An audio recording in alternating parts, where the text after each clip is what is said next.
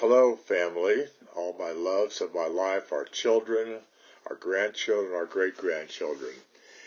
Uh, I've been meaning to do this for quite a while to record some of my background and history and things that I think might be interesting for you. Hope they are. And it was interesting for me to compile some of these thoughts, by the way. But while Jessica was living with us, she many times around the dinner table, somehow I start off with a story, and she seemed to enjoy hearing about it. And that's when we just decided let's do this thing and go from there. Okay. Anyway, the family background. Uh, my parents all came from the Ukraine. One from a little town near Kiev called Malin, and my mother's family, the Belodobrovskys, came from a place called Brushenkovich, which I found once on a map. It's a little shtetl on the western edge of the Ukraine. Anyway, Dad's family was able to go to Canada. Oh, excuse me. They were able to go to Cincinnati because an uncle had already settled there, and as you know, these immigrants came over with nothing, so they went usually to a family member who may have made it already, or at least had a place to lay their head at night.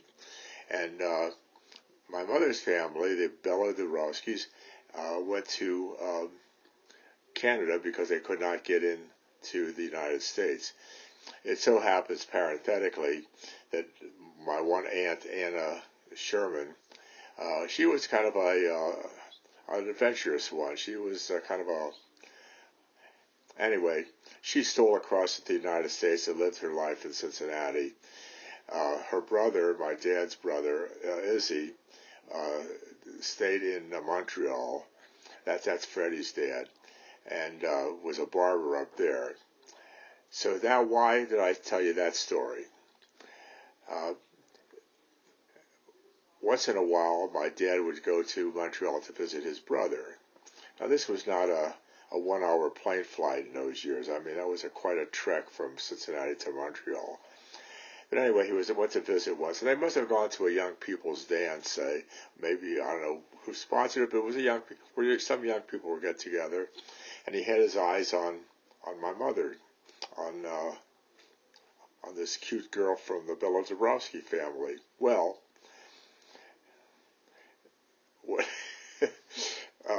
what happened after he could get writing and all that, if we didn't have text or all these modern things, you wrote or you picked up a telephone for 3 minutes.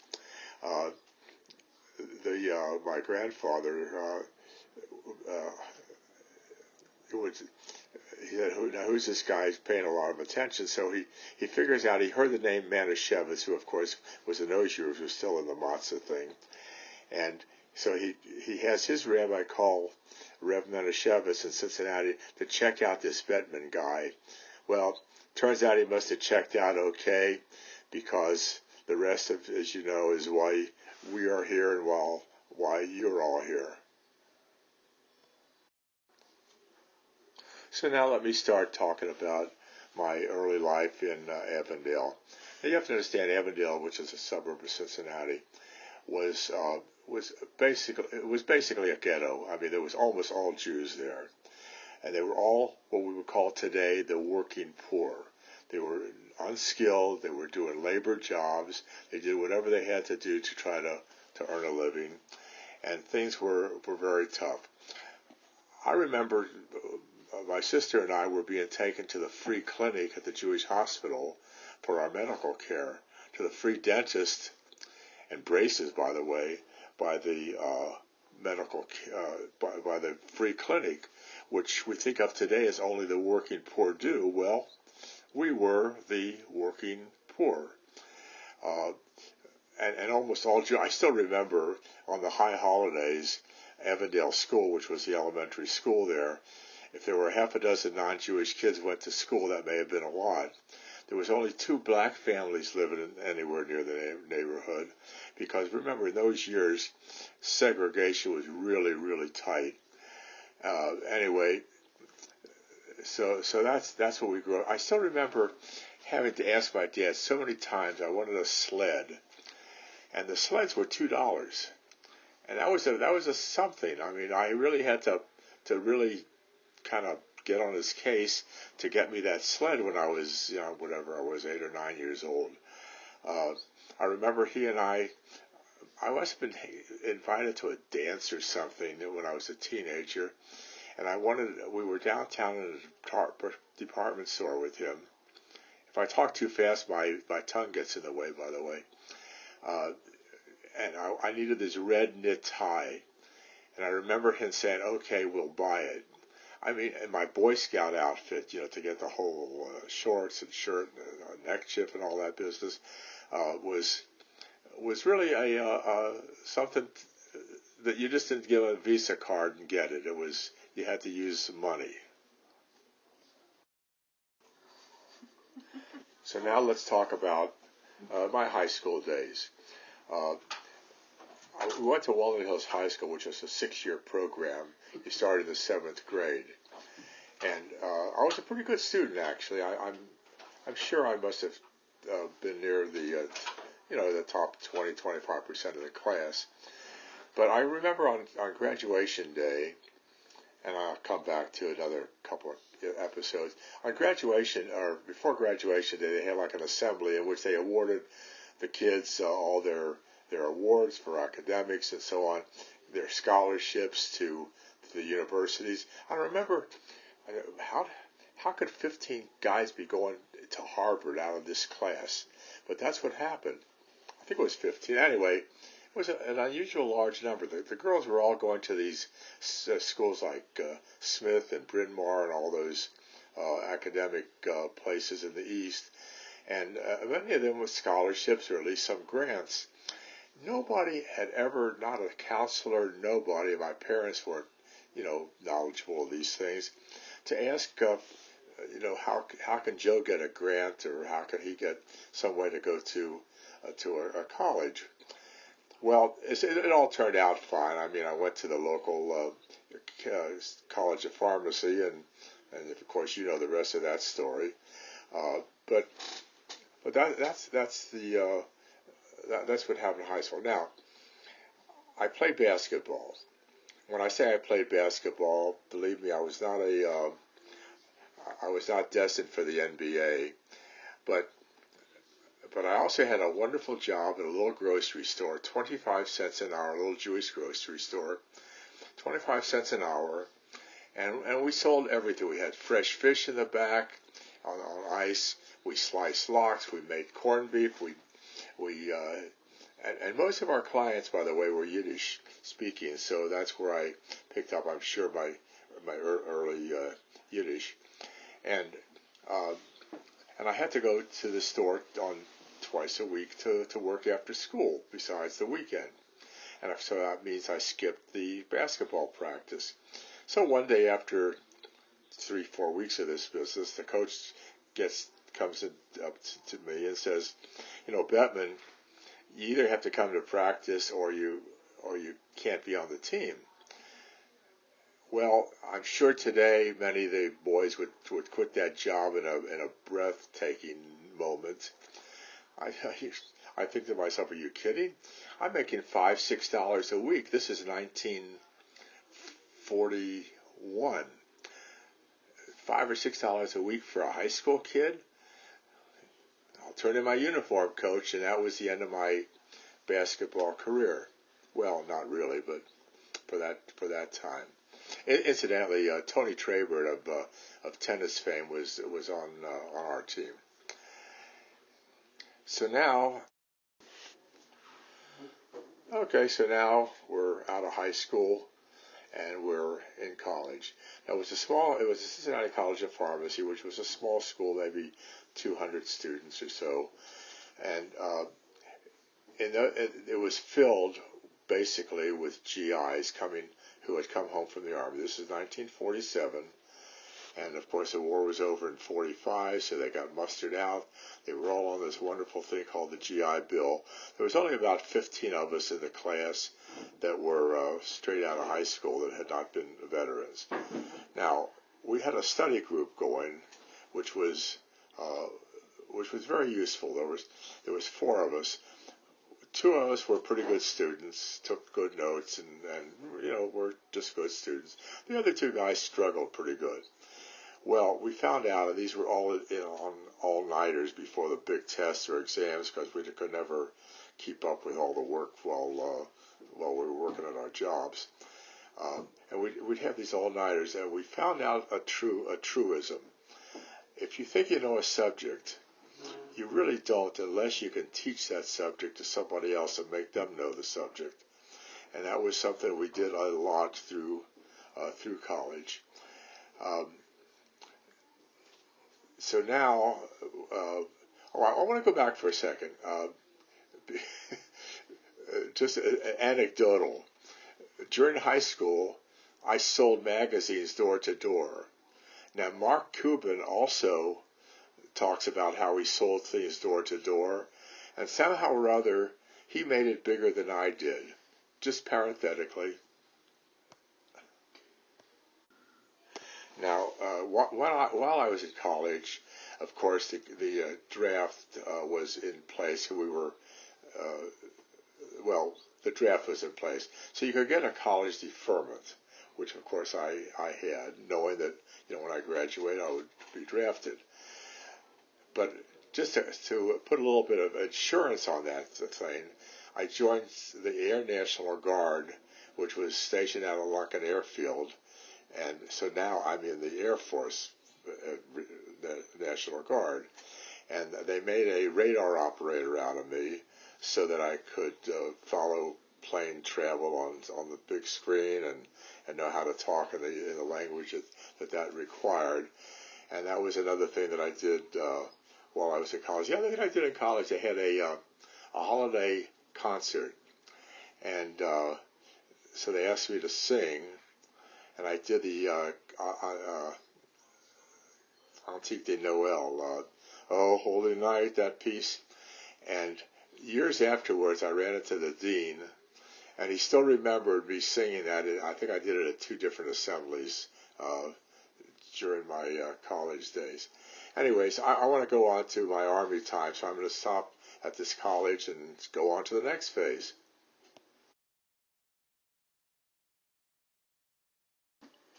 So now we're November of 1951, and I get my letter from my president and commanding chief of the Army. They can't get along without me. So I get drafted. So I'm doing basic training up in a place called Indian Gap, Pennsylvania, which is near Harrisburg. It's a training camp for the Army. And you go through it. It was not a fun time, but actually, in retrospect, it was damn good because I was in the best shape I ever was or will be by the time that was finished. But the very last day of training, we're out in the field doing some infantry field maneuvers, and this field happened to be an old Army impact area, artillery impact area, which 6 years before was being used by the guys to train because that was the Second World War was still going on.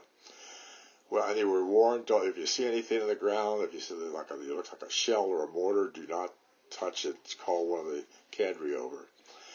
Well, I'm like the squad leader of this group going through this little exercise, and it's an Army exercise where half of the squad or half of the unit goes forward while the guys behind cover their advance, and then of course the other ones go forward while the other group covers their advance.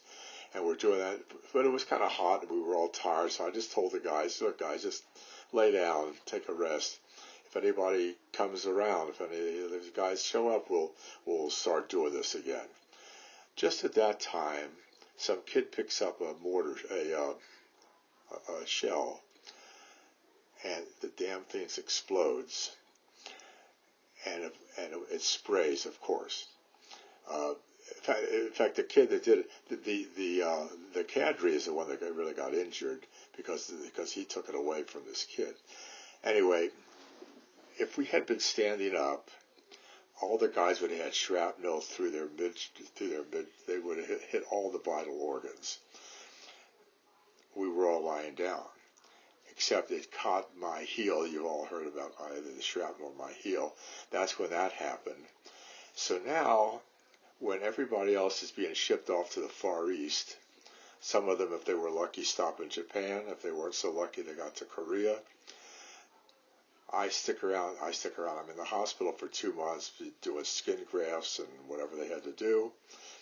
And when I finally get orders, I'm being sent to Germany. And so the next phase of I'll be talking about is, of course, my Army career in Germany. I keep going. Keep going if you will.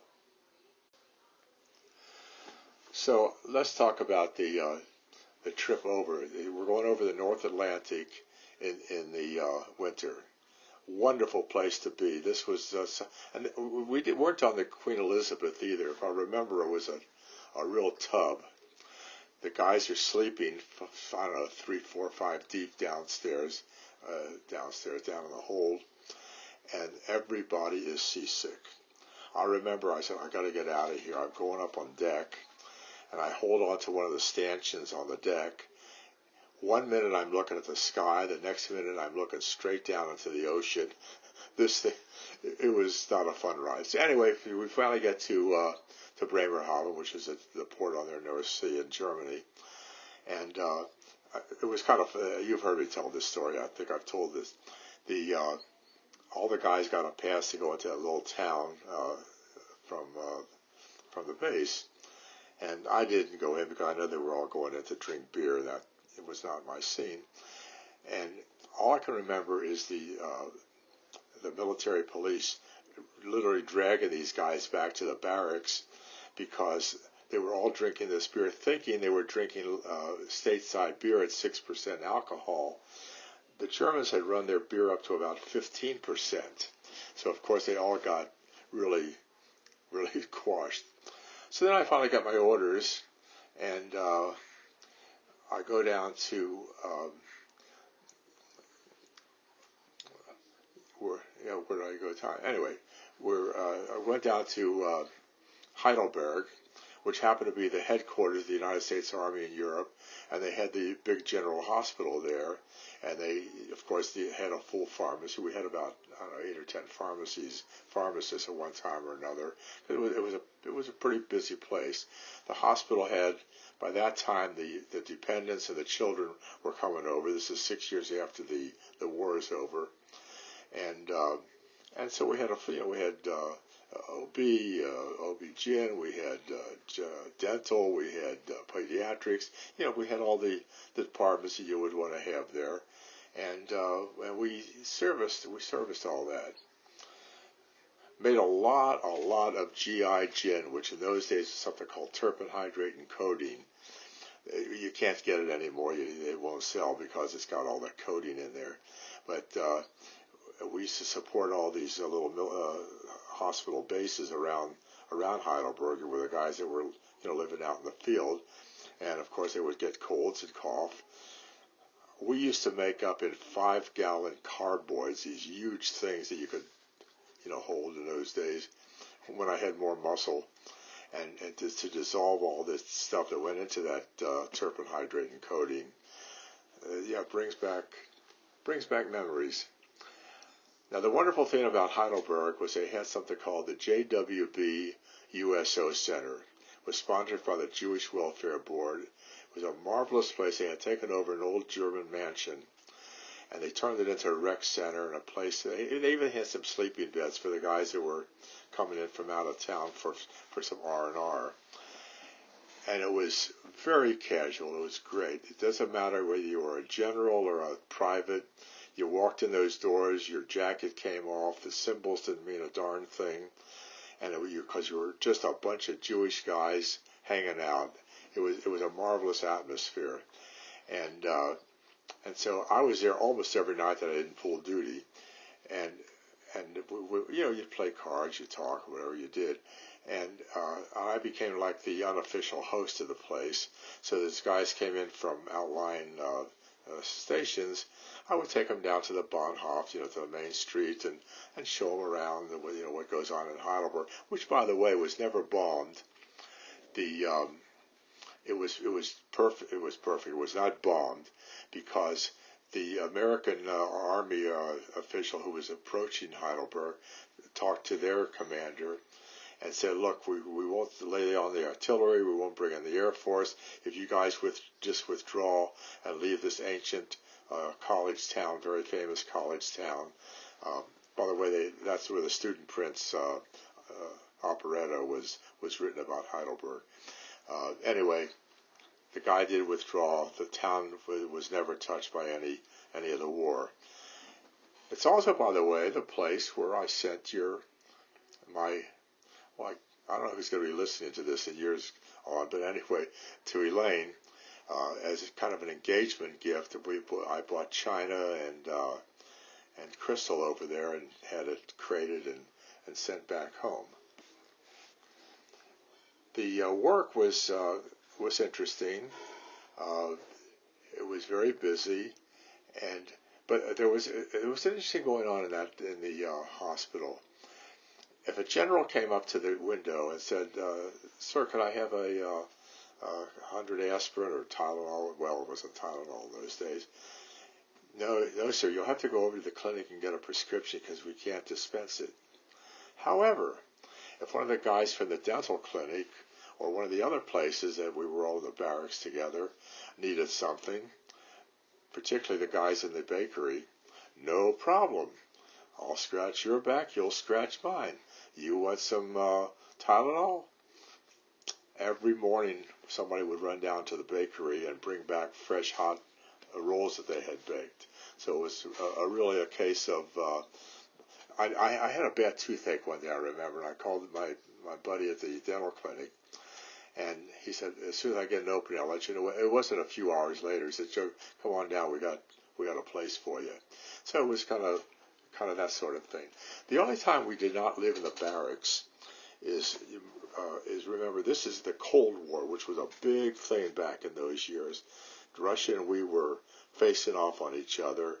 The Russians on the east side of the Rhine River, the Americans and French and British on the west side of the Rhine River, and the Cold War could have got pretty hot in a hurry, and so every month we would have a field maneuver for usually a couple of nights in which we would go out and set up a MASH, a Mobile Army Surgical Hospital, and set up everything in case we would have to really do it and use it. Otherwise, we were in the hospital and clean barracks and so on and so forth, and that was a pretty good deal.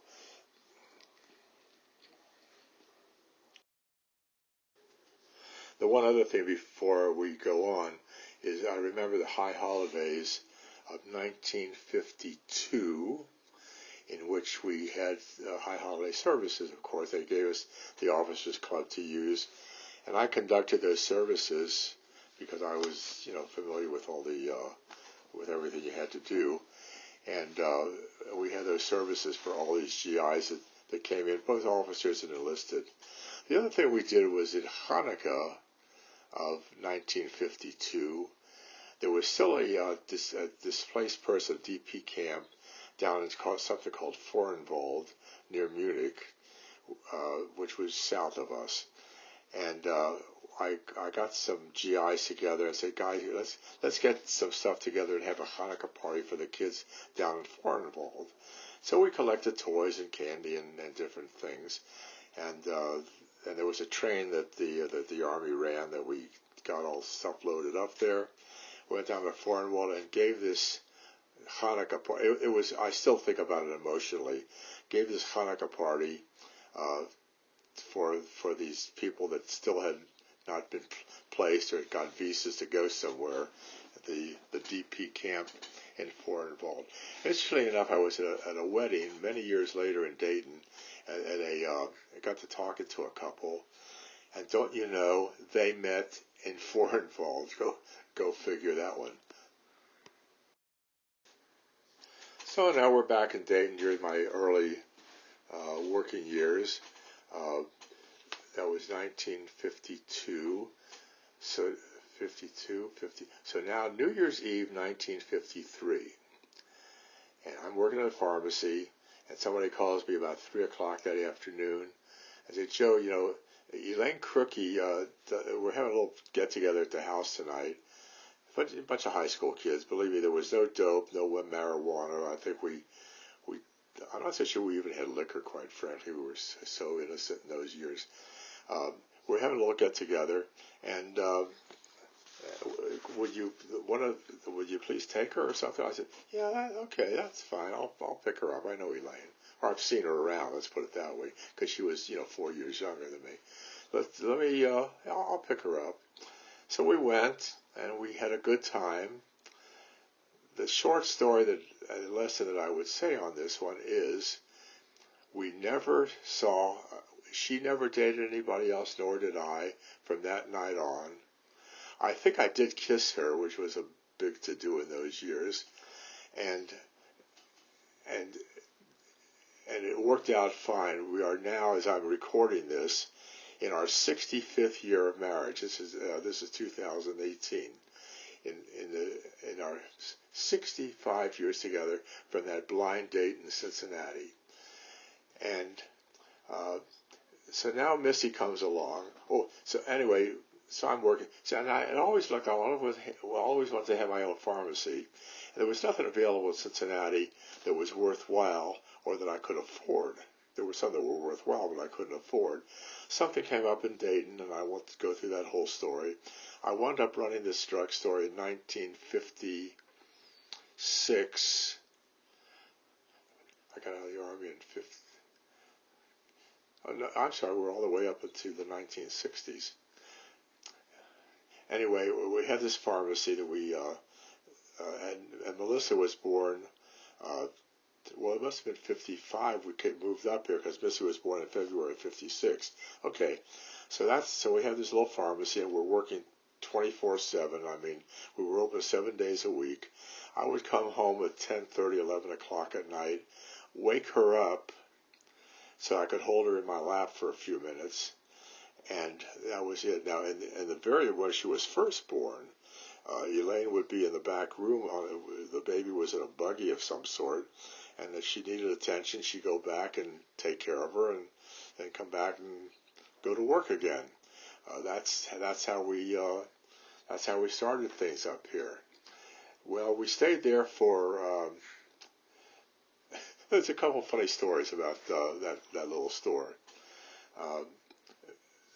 We sold Timex watches, which is a big deal in those days. They were selling for about $15, $20 a piece. And they had this display where the watch dipped through water and came up. And so one of the sales techniques I would use, a customer would want to look at that particular watch, and he'd say, "Will it really stand all that shock and all that water?" I said, "Yeah, I think it will." And then I would throw the watch across the store, and it would bounce up against a wall somewhere. And I said, "Why don't you go get it and see if it works?" And of course, it was still working, and we sell the watch. There was another thing on both Valentine's Day and Sweetest Day. We had boxes of chocolate, and they would be either in a lacquer, a Chinese-looking thing, or in a log cabin-looking thing, and they sold for, I don't know, $5 or $6. And any guy that came in the store, my clerks were, and we would, "You can't go home without your box today, without your candy today. It's Sweetest Day," and all that business. And I would give the clerks on a quarter, 50 cents or whatever it was in those days, to hustle those boxes of candy. We sold a lot of candy in those years. Well, we were robbed once by a guy by the name of Leroy, and he came in. And by the way, I had a gun in this. The former owner must have had a gun in the store, because quite frankly, I never fired it, but I keep it in this drawer. God only knows what I would do with it, but I was pretty well trained in firearms back in those years. And anyway, so it was in the drawer. So now Leroy comes in and robs us. Goodbye. Okay, bye, Leroy. It's now Christmas Eve, and that store, you couldn't get into it. It was so crowded. People are buying their last-minute Christmas gifts. We sold a lot of cosmetics and perfumes and gift sets and that. So he comes in this crowd. So I recognize him when he hits the front door. I was in the back of the store. And I did something to the effect of, Leroy, don't get nervous. Don't hurt anybody. Come on back and get what you need. And he comes back and he gets his narcotics or whatever the hell he was robbing for. And he gets out of there. Weeks afterwards, they catch him someplace. Years afterwards, a probation officer shows up at the store. He says, Leroy, whatever his last name was, is ready for probation. And we have to go to the victims and talk to them. What do you think? I said, look, because the guy robbed me of a few $100s, I don't think he should spend the rest of his life in jail. However, if you let him out, what is he going to do? He's a convict. He has no skill. What's he going to do except to get into more trouble? I don't have that decision to make. That's the way it is. And I think it still holds true today in many cases. But that was the story that... Oh, there was one other story. We were in the middle of a working class neighborhood over near what used to be the National Cash Register plant and a big Delco General Motors plant. Mostly all blue-collar workers. There was a nice church about 2 blocks away, and most of those families used to come to our drugstore for their stuff. So now, after I think Mark was born, and we had the 3 children in pretty short order. One of the guys kids me one day. We sitting in the soda fountain, which we had in those years. He says, You want to join the church? It was a Catholic church. No thanks. There was one other thing that we used to do there. We sold a lot of penny candy. There was a school close by, and the kids would come in with their nickels and pennies to get penny candy. And Elaine was standing there with a cigar box, throwing it into the cigar box. And they were crowded all around. I mean, we're talking, 8 or 10 kids looking for candy. And if one of them happened to put their candy in their pocket without paying for it, in other words, snitching a piece, we'd get them aside. Susie or Johnny, you go back and sit in that chair, and we'll call your parents and they'll come and get you. And then the parents would, whatever the parents' discipline would be, whatever, that's what they did. Well, that worked a lot of times, and the parents would come in and thank us for getting their kid. I remember one mother saying, next thing you know, he'll be stealing cars. This is a 3rd grader or something. And they would thank us for doing that, because then they would discipline their child that was not the way you do things.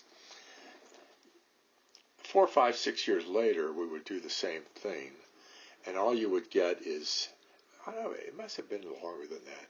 But anyway, all you would get in later years is, my son wouldn't do that. You get the back talk. You get that routine, and it just the whole kind of thing changed. And of course, you know what it is today. Anyway, so then I was looking for. Then they came through and they appropriated all the land, including where I was leasing, to build I-75. When you pass I-75, right near the high school, right near the UD Stadium, you're passing right over where that store was. So now I'm looking for something. There was a great drugstore in a place called Miracle Lane Shopping Center in Allen Salem Avenue near Sam Hospital. And it was a very nice shopping center in those years. I mean, that was places where people came from all the outlying towns. There was an upscale furniture store and an upscale clothing store, an all-you-could-eat buffet. It was a place to come in those years, way before the mall era. And that great drugstore, which didn't make it, was for sale. So I went up to Cleveland and bought the, where the headquarters were.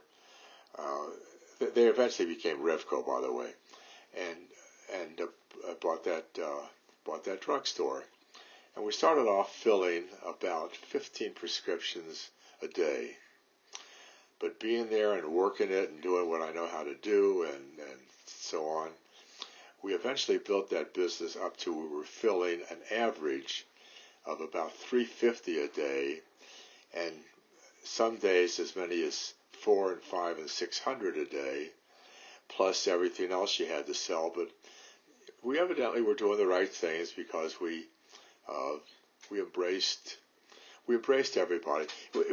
At that time, it was starting to be a changing neighborhood, in which some of the very well-to-do upper middle class folks were living there, mostly Jewish, by the way. But there was also starting to come into some of the cheaper homes were lower, working class people, blacks, lower class from the Appalachia folks, and we treated everybody the same. I remember instilling on my people, the order that prescription comes in is the order it goes out. Nobody gets anything thrown at them. Medicaid was just starting. We were submitting Medicaid with pencil and paper. But I said, again, we were telling these folks, don't throw these things at people because they're on Medicaid, which some stores were doing. They get the same courtesy and the same respect that everybody else does. So let's go back. So anyway, so now we're let me pause for a minute. Some of the things we did to build that business, which was a little unusual, was the guys didn't have a clue to do that. We built up a medical supply business to the physicians, who in those years, mostly were private enterprises. They weren't all brought up by these huge medical complexes that we have now. So that if they needed their flu vaccine or injectables or office supplies, syringes and all that, we were in a position to supply all that, and we built up a pretty husky business. Well, when all the offices were eventually bought up by these hospital complexes, that business went away because, of course, they were getting all their things through their hospital suppliers, and that business went away. But that was in the more recent years. We built up the business, so now. And Randy worked for the business for a while. Jean worked for the business for a while when she went back to pharmacy school. Tim was there from the very beginning, in different management roles. But then I was getting to be like, by this time and the business changes, but we were young enough to change with the time. The whole medical system, and I won't go into all that, all changed. We were able to be flexible enough to still do well and make a buck, and that was fine. Except now I realize I'm in my early 80s. I think I was 83, and how long is this thing going to go on? So and things were starting to change. It was starting to change, make it a lot tougher to make a dollar in pharmacy. So. After a lot of negotiation, we sold the thing to Walgreens drugstore, cashed out, and took my chips and went home. I want to go back a few things I didn't touch on. I have an outline, by the way, in front of me, but like everything else, I didn't cover it real well. Anyway. At one time, I went to be when we still had that little store over on Cincinnati Street. I thought I wanted to be a rabbi, and because we had a rabbinic student would come and stay with us every Friday night. We were very regulars at Friday night at Temple Israel, with how many children we happened to have at that point. So Howard Greenstein, he should rest in peace, would come over and we would give us. His wife worked for Elaine's dad, which is at the Jewish Center in Cincinnati, which is how we kind of connected. And so I go down to the Hebrew Union College in Cincinnati, and I talked to a couple of the professors, and one of them, who was one of the founding members with Elaine and I at Temple Sholem in Cincinnati, so we knew him quite well. And I said, yeah. So he says, Joe, listen to this reverse psychology. He says, Joe, it's a long course, and you have all these children, and how are you going to manage all that? He says, but I'll tell you what, we need more lay leaders than we do rabbis. How's that for reverse psychology? Okay, Sylvan, that sounds good. So so I came home, and that's the first time I went to a meeting of some sort. I forget, maybe a synagogue meeting or something, to start to get involved in some community things. It grew to make us volunteers of the year. Elaine and I were the only first time in the country that a husband and a wife were given the Joint Young Leadership Award by the local federation, because we're both so involved in synagogue work, in federation work, chaired this, campaign that, president that, campaign chairs. We just were into it. And as Todd says, because that all started when he was born, maybe that accounts for some of his idiosyncrasies. Todd being our youngest son. Because I don't know how long this tape's going to be around. Maybe it'll just go one generation down. Who knows how far down? The highlight of our the highlight of our work was when we resettled all these Russian Jews that were let out during Glasnost in the early 1960s. Elaine chaired the whole campaign thing. They just let them start to come out as we were ending our annual campaign, which I happened to have chaired that year, which was like in around Passover time. And well, we were going to need some money to do all this, because if these folks came over, we were going to have to house them and take care of them until they could get a job and get on their feet. So I called my campaign cabinet together. It was right around Passover time. In fact, I'm recording this, by the way, on air of Passover of 2018. And I got them together. I said, guys, this cannot be a year-long campaign like we usually do. This has got to be done quick because these folks are coming over. I want between now, Pesach, 7 weeks from now, Shavuot, we're going to have to raise some money. And we went out, all of us, and we raised $1.5 million in that 7 weeks. Now, mind you, this was 1962. We raised $1.5 million, in which we were able to then, of course, take care of all the expenses that were involved in bringing these people over. We eventually brought over more than 100 folks from the Soviet, or we didn't bring them over. We housed them and took care of them until they could get on their feet. That was really the highlight, because that was so personal. We had put an American family with a Russian family as their mentors. How do we do things in America? In other words, to kind of mentor them into their whole style of things.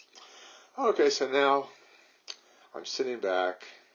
We have all the awards. We went to all the meetings. We did all the stuff. And as I reflect, it wasn't such a bad show. It was really not a bad show. We were able to travel a lot. We took I know over 30 cruises. Some of them with the whole family on special occasions, on a special anniversary or something. I was personally in Israel for a dozen times. One of them right after the 6-Day War. We were down at the Suez Canal. with some leadership people. Um, as I say, I was personally there at least a dozen times. Mom and I were there at least 6 times, I believe. And we were in Russia 3 different times. We were in